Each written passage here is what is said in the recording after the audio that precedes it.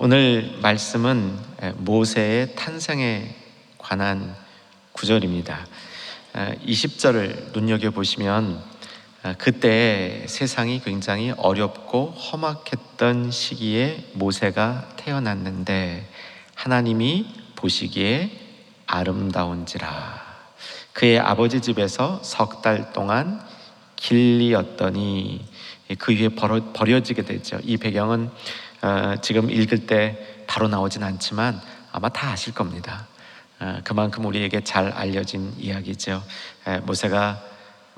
아기 모세가 나일 강가에 버려지게 됐는데 바로의 딸이 그 아이를 구출하게 돼서 결국 자기의 아들, 양아들을 삼는다. 이런 반전의 이야기죠. 22절에 보면 그런 모세는 애굽의 사람으로 잘 큽니다. 모든 지혜를 배웠고, 그러니까 애굽 스탠다드의 지식과 문화를 가지게 되었고, 말도 잘 하게 되었고, 하는 일, 애굽의 시스템에 아주 잘 적응한 유능한 귀족, 왕족이 되었다. 이런 이야기입니다. 그런데 우리가 잘 알고 있는 이 이야기가 기록되어 있는 장소가 구약의 출애굽기가 아니라는 사실입니다. 오늘 본문은 구약 출애굽기가 아니라 어디냐면 신약의 사도행전 7장입니다. 사도행전 7장이 어떤 대목이냐면 스데반이라는 초대교회 유능한 집사, 아주 교회를 충성되게 잘 섬겼던 일꾼이 순교하는 장면입니다. 스데반은 사도행전 6장 말미에 등장해서 7장으로 끝나는 짧은 시기에 등장하는 인물이었지만 교회에 귀한 임팩트, 영향력을 주고 세상 무대에서 올라왔다가 짧고 굵게 주님을 섬기고 순교하는 그런 인물이었습니다. 사도행전 역사에서 가장 먼저 순교한 자입니다. 그러니까 최초로 교회 역사가 증명해주는 순교자다. 그것도 영광이죠. 그런 자리에 스데반이 있었습니다. 스데반 가운데 가장 제가 사모하는 부분은 뭐냐면 스데반의 이 순교 장면이 우리 예수님의 십자가의 죽으심과 닮은 꼴이라는 겁니다. 예수님의 십자가의 죽으심을 가장 충실하게 따랐던 한 사람의 죽음, 기록되어 있는 이야기가 스데반 가운데서 찾을 수 있다는 것이죠. 예수님이 붙들렸을 때 어떤 일이 있었습니까? 거짓 증언들이 있었죠. 예수님이 하지도 않은 일을 했다고 모함하는 일이 있었습니다. 그중 하나가 뭐였습니까? 성전을 더럽히고 성전을 모욕했다. 스데반이 붙들렸을 때도 적대자들이 똑같은 방법을 사용한 겁니다. 예수님이 십자가에 달리실 때 어떤 일이 있었습니까? 같이 십자가에 달려서 예수님이 돌아가실 때 예수님을 죽이려 하는 저들을 용서해 달라는 정말 놀라운 깊이 있는 기도를 드리게 됐죠. 한번 확인해 봤으면 좋겠습니다. 사도행전 7장 58절 말씀으로 이동하는데 성경 피신 분들은 조금 뒤로 가셔도 되고요. 자막 사용하실 분은 자막을 사용하셔도 되겠습니다. 58절을 보면 성 밖으로 내치고, 이것도 예수님하고 닮은 꼴이죠. 예수님 십자가에 달리실 때 성 밖으로, 골고다 그곳으로, 해골이라는 곳으로 내쫓게 되셨는데 똑같은 모습으로 성 밖으로 내치고 돌로 스데반을 죽일 때 58절 끝부분에 보면 증인들이 옷을 벗어 사울이라 하는 청년 바라베돈이라. 59절 그들이 돌로 스데반을 치니 스데반이 부르짖어 가로되 주 예수여 내 영혼을 받으시옵소서. 이것도 예수님하고 비슷하죠. 근데 그 다음 60절이 참 우리가 꼭 눈여겨봐야 될 부분입니다. 같이 60절 읽겠습니다. 무릎을 꿇고 크게 불러 이르되 주여 이 죄를 그에게 돌리지 마옵소서. 이 말을 하고 자니라. 예수님의 용서기도 스데반이 본받은 겁니다. 예수님이 십자가 달리시면서 용서기도 드렸을 때 그 열매가 있었습니다. 지난 고난주간 특별 새벽기도 중에 나누었던 말씀인데 강도 중에 한 사람이 예수님의 그 용서 기도를 들으면서 회심한 것으로 우리는 성경을 해석할 수 있습니다. 스데반의 용서 기도를 들으면서 후에 그의 회심에 결정적인 유익을 받았던 인물이 좀 전에 읽었던 말씀에 등장하는데 누구겠습니까? 사울입니다. 사울의 회심은 다메섹 도상에서 부활하신 예수님이 나타나셔서 그를 회심시켰지만, 그가 회심을 극적으로 할 수 있었던 계기 중에 하나는 스데반이 죽으면서 예수님처럼 용서를 구하는 그 기도를 보고 있었다는 사실이죠. 아마 바울의 이 마음속에 그 스데반의 죽음이 상당한 충격으로 남아 있었을 것입니다. 그 다음 부활하신 예수님을 만났을 때 바울은 완전히 꼬꾸러지는 것이죠.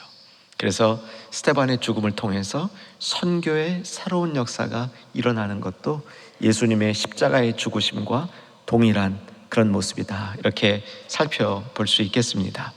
스데반이 순교하면서 설교를 합니다. 순교하면서 하는 설교가 얼마나 비장했을까 하는 생각을 해봅니다. 그 설교에 담겨있는 내용 하나하나가 얼마나 절실했을까 하는 이 마음이 드는데, 설교는 구약을 쭉 인용하는 거였습니다. 구약 전체를 요약하는 것이었습니다. 그리고 구약 전체 요약 중에 핵심적 구약 인물이 모세였습니다. 아브라함이나 다윗이 아니라 모세를 스데반은 선택한 겁니다. 왜일까요?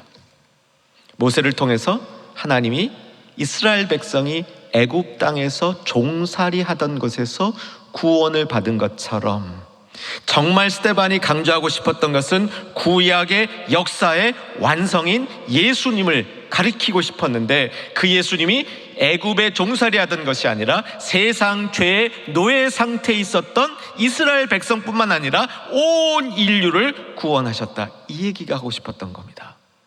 그래서 스데반은 구약의 모든 역사를 모세에 집중시켜서 그 모세가 결국 가리키고 있는 예수님을 보이려고 했던 것이 스데반 설교의 핵심이 되는 것이지요. 오늘은 그 긴 모세의 이야기 가운데 가장 시작 부분이라고 할 수 있습니다. 모세가 태어났을 때 그 모세가 어떠했는지를 보여주는 것이지요. 이 모세의 탄생은 예수님의 탄생과 예수님의 할 일을 미리 보여주는 그림자다, 예고편이다, 이렇게 볼 수 있습니다. 그러면 우리는 이 모세의 탄생을 통해서 오늘 어떻게 적용해 보려 하냐면, 모세의 탄생 가운데 있었던 이 이야기들이 우리의 믿음의 다음 세대들에게도 일어나기를 소망하며 축복해 보려는 것입니다. 그것을 위해서 우리가 무엇을 할 수 있을지 말씀을 통해서 배워보려고 하는 겁니다. 예수님의 사역은 두 기둥을 통해서 완성이 됩니다. 처음 예수님이 오셨을 때 초림이라 그러죠. 그때 중요한 원리들이 그때 다 완성되는 겁니다. 그때 완성이 되어서 이미 중요한 원리가 완성되었기 때문에 다음 것들은 그저 지나면 이루어지는데, 그러나 재림하셔야 모든 것이 완성이 되는 겁니다. 재림이 없이 초림의 효과는 온전치 못한 겁니다. 그래서 예수님의 완성을 이해할 때 우리는 초림과 재림, 예수님의 죽으심과 십자가, 그리고 예수님이 다시 오시는 이 모든 과정을 통해서 예수님이 하신 구원의 일들이 완성을 이루게 하는 것, 거기에 우리가 참여하는 것이 성도들의 임무인 줄로 믿으시기 바랍니다. 그래서 우리는 모세는 예수님 앞에서 예수님을 그림자처럼 예고했지만, 우리는 예수님 뒤에서 예수님의 제자로 따라가는 거죠. 그리고 우리의 다음 세대가 더 나은 제자로 예수님을 따를 수 있도록 준비해야 되기 때문에 모세의 모습 속에 우리가 준비해야 될 다음 세대의 모습을 찾을 수 있다, 이렇게 정리할 수 있겠습니다. 자, 오늘 20절 중심으로 본문을 다루게 됩니다. 20절로 와주시고요. 그때 어두웠던 때죠. 참 힘들었던 때입니다. 그러니까 아브라함과 하나님이 언약을 맺으면서 너의 자손이 하늘의 별과 같이 바다의 모래와 같이 많을 테인데, 그렇게 되려면 이집트 애굽에 내려가서 400년 이상 종살이해야 된다, 그렇게 예언을 해주셨고요. 실제로 그렇게 되었습니다. 애굽 땅에서 종살이하는 동안에도 요셉과 같은 지도자가 있을 때는 좀 괜찮았는데, 요셉이 죽고 나니 형편이 아주 안 좋아졌습니다. 그래서 이스라엘 백성이 애굽 땅에서 노예살이하면서 하도 힘들어서 하나님 앞에 부르짖기 시작한 겁니다. 하나님 앞에 부르짖었던 소리가 하나님 귀에 들려지면서 출애굽이 시작이 되는 거죠. 그걸 위해서 모세를 부르시는 장면이 오늘 본문의 시작입니다. 그 어두운 때에 모세가 났는데, 자, 그 다음 절입니다. 그 다음 절 같이 한번 눈여겨보면 읽겠습니다. 하나님 보시기에 읽겠습니다. 하나님 보시기에 아름다운지라 그의 아버지의 집에서 3달 동안 길리더니. 모세가 태어났던 시절에 굉장히 어렵고 힘든 상황이었지만 그때에 하나님의 역사가 시작되고 있음을 보여주는 겁니다. 사랑하는 여러분, 하나님의 회복에는요 계절이 있습니다. 특별히 그 일을 행하실 때가 있습니다. 그리고 하나님께서는 어떤 계절에는 하나님의 행함을 잘 안 보이실 때가 있어요. 어쩌면 요즘과 같은 코로나19가 이 사회적으로 또 우리의 신앙생활에 여러 가지 모습을 제한하고 있는 이 상황은 영적으로 보면 결실의 계절이 아닌 것이라고 볼 수도 있습니다. 사실 한국교회는 지난 수십 년 동안 영적으로 굉장한 결실기의 축복을 누린 적이 있었습니다. 그때는 정말 교회가 개척만 되면 부흥이 됐고요, 여러 사람에게 전도하는 것도 참 쉬웠습니다. 그런데 지금은 그 시절이 지나가는 듯합니다. 어쩌면 우리와 우리의 전 세대가 하나님이 주신 이 축복을 제대로 받지 못하고 제대로 그 일에 그 축복에 해당하는 임무를 완성하지 못해서 이제는 영적으로 어두운 시기 가운데 들어간다고 볼 수도 있겠습니다. 이전에도요 대한민국에는 놀라운 복음의 역사가 있었습니다. 1800년대 말기에 1900년대 초기에 한국의 선교사님들이 와서 복음의 이 씨를 뿌렸을 때 전 세계 선교의 역사에서 보기 드물었던 놀라운 부흥의 역사가 있었는데, 그 이후에 일제강점기와 몇 차례 전쟁을 통해서 한국 교회와 성도들이 신앙을 갖기에 매우 어려운 계절을 지냈습니다. 근데요, 우리에게 주는 이 복음의 메시지 중에 이런 부분이 있어요. 하나님이 전체를 회복시키시는 것은 하나님의 때가 있고 계절이 있는데, 한 사람 한 사람의 심령을 회복시키는 것은 언제나 가능하다라고 선포하시는 거예요. 예수를 믿을 때, 그 안에 있을 때, 예수를 붙잡을 때, 예수 안에서 시절이 아무리 어려워도, 상황이 아무리 힘들어도 그 영혼은 정말 아름다운 영적 결실의 계절을 맞이할 수 있다는 겁니다. 여러분, 코로나19의 이 시기 가운데 우리 각 사람 한 사람이 하나님이 주시는 날마다의 은혜를 놓치지 아니하시기를 주 안에서 소망하며 축원합니다. 다음 세대가 한 사람 한 사람만의 회복이 아니라 하나님의 결실기를 맞이하는 그런 은혜가 있기를 우리가 기도했으면 좋겠습니다. 우리가 그것을 위해서 좀 노력했으면 좋겠습니다. 씨를 뿌렸으면 좋겠습니다. 좋은 토양을 만들어줬으면 좋겠습니다. 그런 마음으로 모세가 새로운 시기를 열었던 인물인 것처럼 그 기대하는 마음으로 다음 세대에게 모세와 같은 일들이 열릴 수 있기를 소망합니다. 그는 보시기에 아름다웠습니다. 하나님 보시기에 아름다웠다라고 얘기합니다. 하나님 보시기에 아름다운 다음 세대를 우리가 한번 키우기를 열망하는 우리 되기를 바랍니다.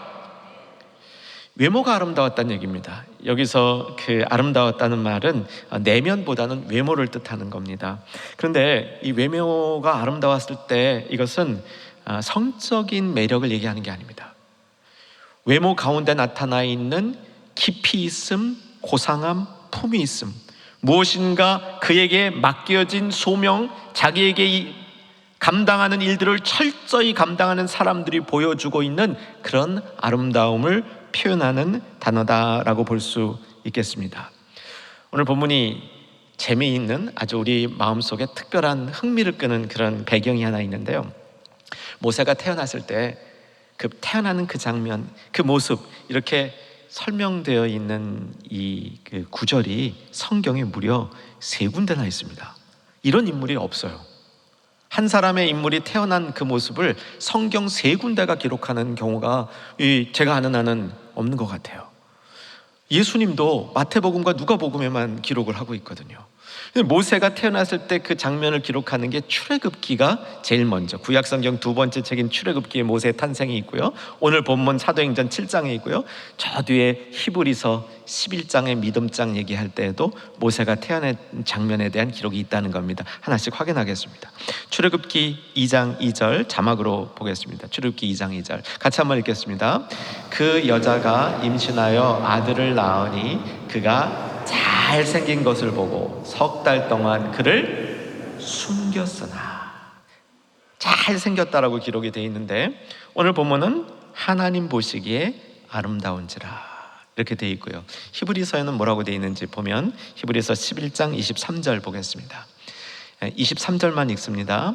믿음으로 모세가 낳았을 때 그 부모가 아름다운 아이임을 보고 석 달 동안 숨겨 왕의 명령을 무서워하지 아니하였으며. 히브리서를 보니까 출애굽기하고 사도행전 7장하고 이렇게 좀 섞여 있어요. 아이는 잘생겼다 그래서 쓰지 아니하고 아름다운 아이라, 그리고요 그 아이를 숨겼다, 왕의 명령이 무서워서 숨겼다, 이렇게 기록을 하고 있습니다. 큰 차이는 아니죠. 출애굽기에서 아이의 모습이 잘생겼다 이 말에는 어떤 의미가 담겨 있냐면 하나님이 세상을 창조하실 때 보시기에 어땠더라? 좋았더라, 그 의미가 담겨 있는 겁니다. 히브리어로 토우브라는 단어이죠. 아마 익숙한 분도 계시리라 생각합니다. 그 아이가 하나님이 세상을 창조하실 때 보시기에 좋은 그런 모습으로 보기에 좋았다는 겁니다. 인간적인 어떤 기준에서 뛰어났다는 얘기가 아니라는 거죠. 하나님 보시기에 좋았다는 거예요. 그 아이가 무슨 얘기냐면 하나님 보시기에 좋았던 창조의 질서가 이 세상의 죄와 잘못으로 깨어지고 오염되어 있는데 이 문제를 해결할 아이라는 겁니다. 그 문제를 해결하기 위해서 하나님이 특별히 보낸 사명이 있는 아이라, 이런 의미를 주는 거죠. 여러분, 우리가 이런 마음으로 다음 세대를 축복해 봤으면 좋겠습니다. 다음 세대에 이런 아름다움이 있기를 바랍니다.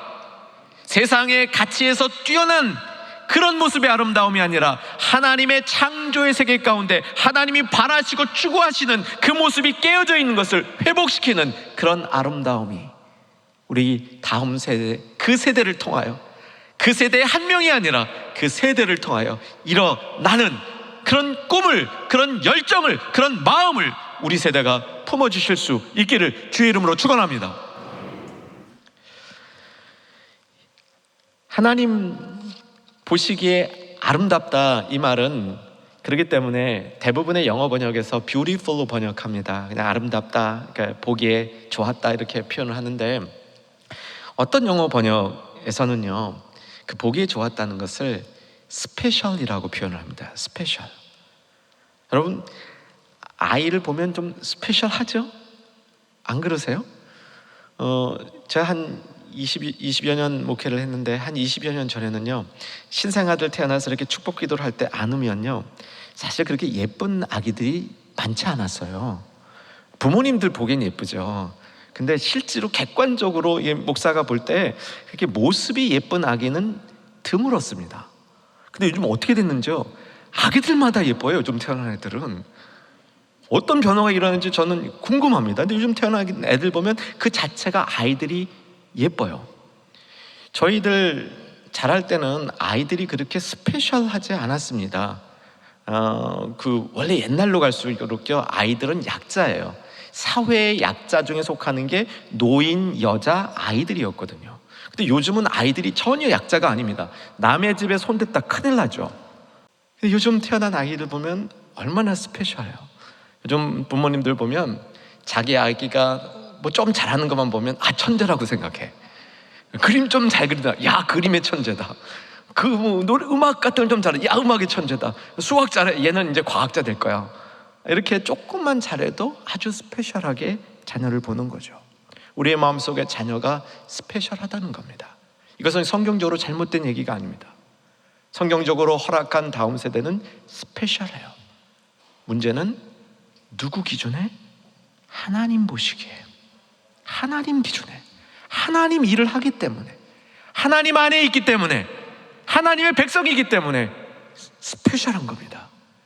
여러분, 우리의 다음 세대를 이렇게 스페셜하게 키울 수 있는 이 세대, 그렇게 자라나는 다음 세대 되기를 주의 이름으로 축원합니다.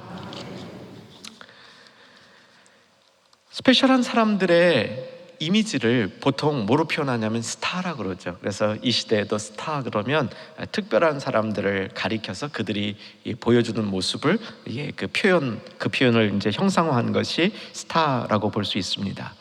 성경에 이 스타라는 말이 어떻게 나오는지 잠깐만 살펴보려고 합니다. 여러분, 성경 중에 이 스타라는 말이 나오는 자리 중에 우리가 주목해야 될 자리가 다니엘서 12장 3절입니다. 이것은 궁극적으로 하나님 안에 있는, 하나님이 보시는 아름다운 이 사람들을 이 별이라고 얘기를 합니다. 다니엘서 12장 3절, 성경 찾으실 분들은 1255쪽 보시고요, 빨리 찾으시고요, 자막 보실 분들은 자막으로 가셔도 좋습니다. 다니엘서 12장 3절 같이 한번 12장 3절 읽겠습니다. 지혜 있는 자는 궁창의 빛과 같이 빛날 것이요, 많은 사람을 옳은 대로 돌아오게 하는 자는 별과 같이 영원토록 빛나리라. 그러니까 정말 하나님 안에 아름다운 그 모습 보여주는 거죠. 너무 좋은 모습입니다. 빛과 같이 빛나는데 별 같은 사람이다. 우리 자녀들을 스페셜하게, 다음 세대를 정말 스페셜하게 키운다고 했을 때 다니엘서가 보여주는 이 이미지를 우리 마음속에 좀 담고 그 이미지를 통해서 다음 세대를 기대하며 축복하면 더 좋을 것 같습니다. 그런데 같은 다니엘서에 보면 이 별이 특별한 경험을 하게 됩니다. 어떤 경험이냐면 다니엘서 8장 10절인데 읽으시고 제 말씀을 잘 들으셔야 돼요. 읽겠습니다. 그것이 하늘 군대에 미칠 만큼 커져서 그 군대와 별들 중에 몇을 땅에 떨어뜨리고 그것을 짓밟고, 여기 처음에 나오는 그것이 이 악한 세력이에요.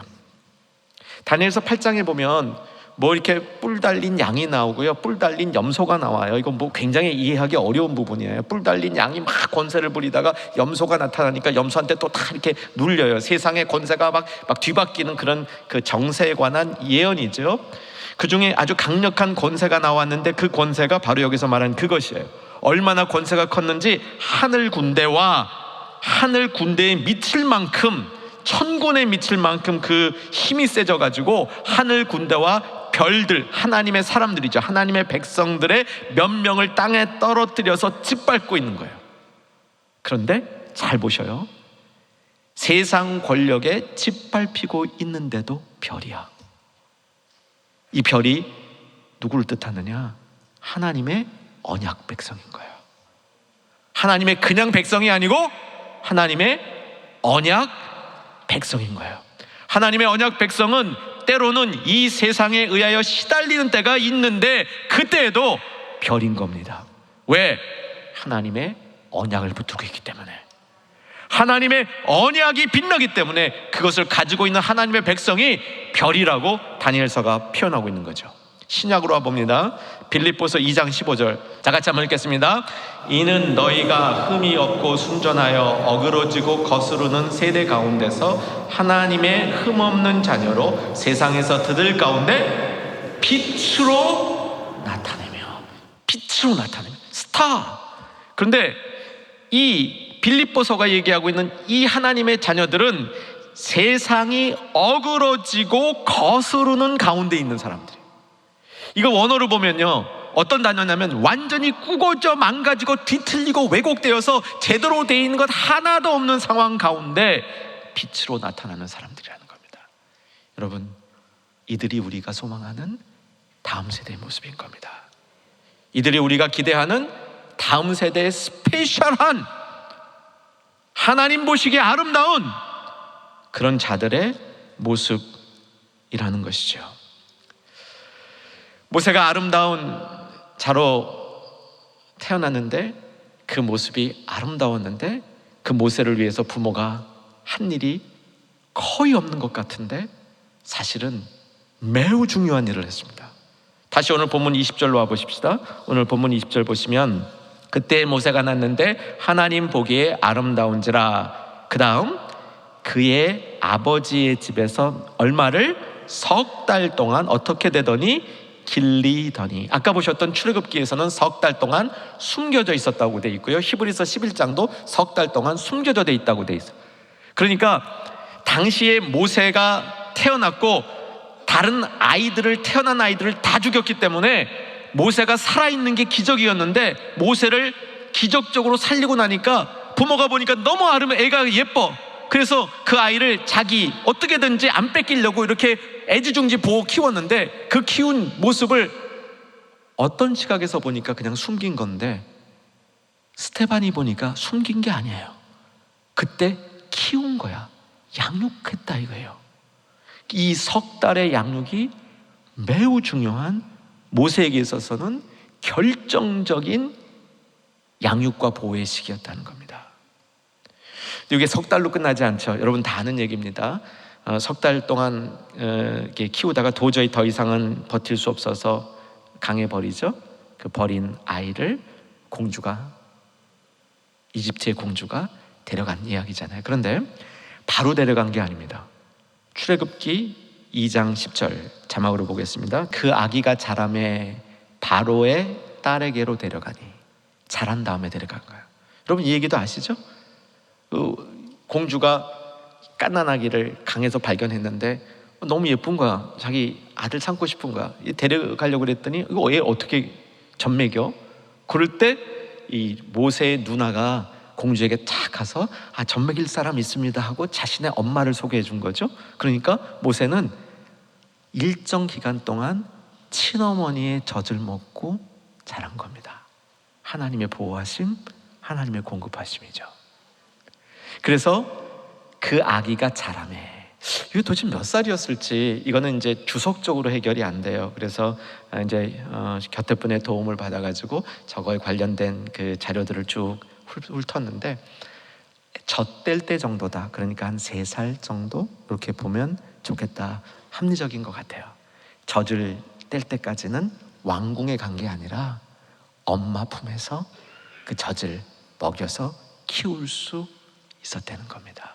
사랑하는 여러분, 아름다운 아기가 그냥 아름다운 게 아닙니다. 그 아기에게 꼭 필요한 영적인 젖을 필요할 때 공급해 주었기 때문에 아름다운 아이가 될 수 있었던 겁니다. 우리가 다음 세대를 생각하면서 그들에게 영적인 젖을 꼭 필요할 때, 그러니까 우리에게 맡겨져 있을 때, 부모에게 기회가 있을 때 영적인 젖을 확실히 줄 수 있는 우리 세대가 되어야 된다는 것이죠. 석 달이라는 짧은 기간일 수도 있습니다. 축복을 받으면 3년 정도 늘어날 수도 있습니다. 그런데 그 기간 동안 꼭 필요한 영적인 젖을 먹여야 아름다운 세대로 키워진다는 겁니다. 이제 마지막으로 우리가 먹여야 될 영적인 젖은 무엇일까요? 이 영적인 젖을 우리가 꼭 먹여야 되는 이유는 무엇일까요? 제가 2009년에 2주간 정도의 학습 안식 주간을 가져서 북아프리카에 있는 튀니지아를 학습한 적이 있었습니다. 고백하건대 선교 간 건 아니고요, 진짜 학습을 했습니다. 튀니지아는 고대 로마 제국의 중요한 지역이었습니다. 그래서 로마 제국을 이해하려면 튀니지아도 꼭 포함시켜야 합니다. 튀니지아에 가면 카르타고라는 옛 도시가 있습니다. 아마 역사 속에서 들어본 도시일 거예요. 로마와 카르타고가 전쟁을 했고, 이 카르타고에 아주 유명한 장군이 있었습니다. 로마가 벌벌 떠는 장군이 있었습니다. 감사하게도 한시였습니다. 한니발. 근데 이 카르타고를 가면서 제가 알지 못하던 정보를 현장에서 하나 알게 됐는데, 타니트라는 신전이 있는데, 이 신전은 몰록에게 제사를 드리던 신전인데, 몰록 신전 중에는 가장 잘 보존되어 있는 신전이라는 거예요. 달려갔죠. 거기 정말 어떤 게 있냐면 항아리들이 발굴됐어요. 항아리. 그 항아리가 뭐냐면 몰록에게 자기의 자녀를 제물로 드리고, 제물로 드린 자녀가 죽은 다음에 그 뼈를 추려서 항아리에 넣어가지고 묻어둔 거예요. 저는 그 자리에서 이걸 보면서 참 마음이 무겁고 아프고, 도대체 이런 인신매매라는 자체가 세상에 가장 나쁜 죄인데, 아이를 그것도 인신 제사를 드리는, 도대체 이건 어떻게 된 건지 정말 이해가 안 되는 묵상을 지속했었습니다. 이 관련된 자료들을 보고 그러면 이게 부모가 신 앞에 자기의 헌신을 표현하는 거래요. 야, 내가 신 앞에 충성합니다. 이 헌신을 하기 위해서 자기 애를 죽여 바치는 거예요.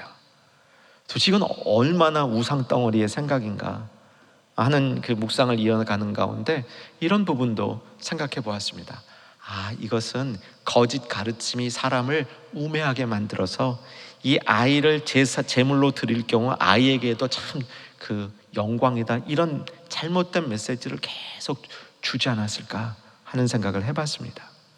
몰록에게 제사 드리는 장면을 이렇게 그 상상으로 그린 그림이 있는데 한번 보시기 바랍니다. 저 몰록이라는 신은 이제 뭐 얼굴이 막 소같이 이렇게 된 괴상한 무시무시한 신이고요. 크게 만들어 놓고 그 몸뚱이 안을 비워놔요. 그래서 그 안에 불을 떼가지고 뜨겁게 만듭니다. 그리고 이렇게 손을 벌리고 있죠. 제사장이 그 손 위에 아기를 얹는 거예요. 애가 어떻게 되겠어요? 타 죽는 거죠. 이런 식으로 제사를 지내는 장면이었습니다. 2018년에 금요 집회 때 스티브 린턴이라는 이 유진벨 재단에 선교하시는 미국인이시죠. 한국말 잘하세요. 왜냐하면 4대째 한국에서 선교하시는 집안입니다. 1950년생이시고요. 저희 금요 집회에서 말씀 전해주신 적이 있었습니다. 유진벨 재단의 북한 이 선교, 이 결핵 환자들 선교하는 그 말씀이었는데, 제가 이렇게 올라오기 전에 그분하고 대화하는 중에 진짜 머리가 이렇게 쓰는 경험이 있었습니다. 본인은 한국에서 태어나셨어요. 1950년에 전주에서 태어나셨어요. 어린 시절을 한국에서 뭐 순천, 대전, 군산 이런 데 돌아다니면서 컸어요. 자신이 자랐던 어린 시절과 현재 미국이나 한국 교회가 보여주고 있는 어린이 교육이 너무 차이가 난다는 거예요. 이분의 생각은 뭐냐면 요즘의 어린이 교육들은 우상에게 어린이들을 제물로 바친다는 거예요. 제가 그때 왜 오싹했냐면 몰록 이 생각이 이렇게 연결이 된 거예요. 사랑하는 여러분, 우리가 우리의 자녀를 정말 진실로 하나님의 자녀로 키우기를 소망하지 않습니까? 그러면 우리에게 주어진 그 기간 동안에 영적인 젖을, 영적인 풍성한 젖을, 생명의 젖을 먹여야 되는 겁니다. 그래야 그들이 사는 거죠. 무엇이 생명의 젖입니까? 언약 백성이라는 겁니다. 하나님의 자녀라는 거죠. 하나님의 자녀가 뭡니까? 언약 백성이라는 겁니다. 너희는 언약 백성이다. 언약 백성이 뭡니까? 하나님의 관계가 중요한 거죠. 하나님과의 관계가 무엇보다도 중요한 것이 언약 백성이죠. 하나님이 공급해 주시고 하나님이 계획해 주시고 하나님이 보호해 주신다는 사실을 알려주는 겁니다. 그래서요, 여러분 자녀 가운데 혹시 뭐 주일날 좀 교회 안 나가고 교회 좀 안 나가는 모습이 안타까우면요, 이렇게 싸우지 마세요. 너 교회 갔어 안 갔어? 출근부 도장 찍듯이 싸우지 마시고 언약 백성이라는 것을 기회가 있을 때, 젖을 먹일 수 있는 기회가 있을 때, 그때 네가 언약 백성이라는 사실을 알려주고 언약 백성이라는 사실을 기억하게 하면 그 다음은 주님이 하셔요. 필요한 때 돌아오게 하십니다. 필요한 때 주님의 자녀로 불러주게 하시고요, 주님과 함께 나아가는 그 길을 열어주시는 하나님의 보호하심과 인도하심이 시작되는 거죠. 사랑하는 여러분, 우리의 자녀를 정말 주님이 기뻐하시는 아름다운 세대로 키울 수 있기를 주 안에서 소망합니다. 언약 백성이라는 정체성을 확실히 그들에게 줄 수 있기를 소망합니다. 그러기 위해서 우리 자신이 언약을 꼭 붙들고 승리하는 저와 여러분 되기를 주의 이름으로 축원합니다. 기도하겠습니다.